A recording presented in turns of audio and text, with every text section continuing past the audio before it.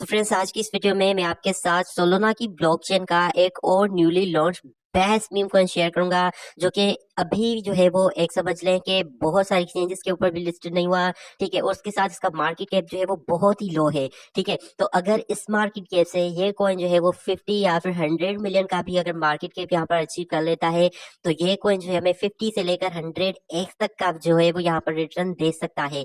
ठीक है, तो यहाँ पर देख सकते हैं एक जो यहाँ पर इसका नाम है 0.0040 के ऊपर ये ट्रेड हो रहा है।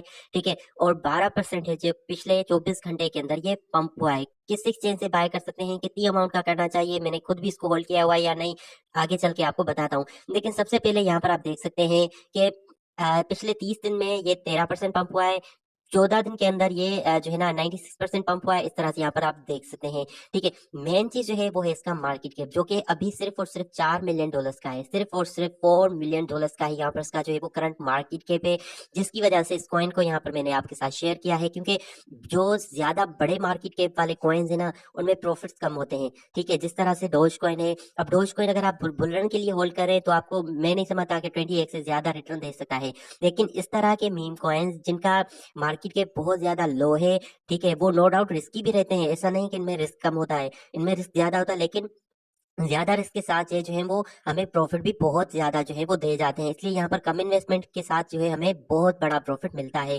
ठीक है, मैक्स सप्लाई बहुत ही कम है, 999 मिलियन कॉइन्स का है। ठीक है, और अच्छी और खास बात जो मुझे इस टोकन की लगी वो ये है कि इसकी सारी की सारी सप्लाई जो है वो ऑलरेडी सर्कुलेशन में आ चुकी है। मतलब पीछे कोई भी ऐसे कॉइन्स नहीं बचते जो कि फ्यूचर में ये लोग जो है वो सर्कुलेशन में लाएं। ठीक है, तो ये बहुत ही अच्छी बात है। उसके अलावा यहाँ पर देखें, ये मीम कॉइन है, उसके अलावा इसकी कैटेगरी है डॉग की मीम कॉइन। अभी भी ये कॉइन जो है ऑलमोस्ट 80% समझ लें कि अपने ऑल टाइम हाई से जो है वो डाउन में ट्रेंड हो रहा है। ऑल टाइम हाई इसने लगाया था 26 दिसंबर लास्ट ईयर। ठीक है, जहां से ये अभी भी 78% जो है वो डाउन में यहाँ पर ट्रेड हो रहा है। ठीक है, ऑल टाइम लो से 171% जो है वो अप है। लेकिन मैं नहीं समझता कि इतना ज्यादा जो अभी इस कॉइन ने रिटर्न दिया है, इसके अंदर बहुत बड़ा पोटेंशियल है कि ये कॉइन जो है हमें इससे भी ज्यादा जो है वो यहाँ पर प्रॉफिट दे सकता है। फ्रेंड्स, सोलोना स्कैन के ऊपर आप यहाँ पर चेकआउट कर सकते हैं। 8,578 होल्डर्स जो है यहाँ पर इसके हो चुके हैं। ठीक है, 8,578 होल्डर्स हो चुके हैं विद इन फ्यू मंथ्स जो है। किसी भी मीम कॉइन के लिए इतने ज्यादा होल्डर्स करना मैं समझता हूँ कि बहुत ही अमेजिंग सी बात है। और अभी ये कॉइन इतनी एक्सचेंजेस के ऊपर भी नहीं आया, लेकिन फिर भी यहाँ पर देखें कि इसके जो होल्डर्स हैं वो बहुत ही कमाल के हैं। Number of holders really amazing है इसका। ठीक है, और यहाँ पर देखें कि कौन सी एक्सचेंजेस है जहां पर ये लिस्टेड है, तो ये आप बाय कर सकते हैं एमईएक्सी से। ठीक है, एमईएक्सी का मैं आपको लिंक जो है वो डिस्क्रिप्शन में प्रोवाइड कर दूंगा। अगर आपका अकाउंट नहीं है तो वहां से आप जो है इसको बाय कर सकते हैं। साथ ही आप पोलेनिक से बाय कर सकते हैं, एक्सटी के ऊपर कर सकते हैं, बिटमार्ट के ऊपर भी। तो अभी बहुत ही कम एक्सचेंजेस हैं जिनके ऊपर ये कॉइन जो है आपका लिस्टेड है। सिर्फ हाई वॉल्यूम जो है दोनों दो एक्सचेंजेस के ऊपर है, एक एमएक्सी के ऊपर और दूसरा जो है वो राइडियम के ऊपर, जो कि डिसेंट्रलाइज एक्सचेंज है।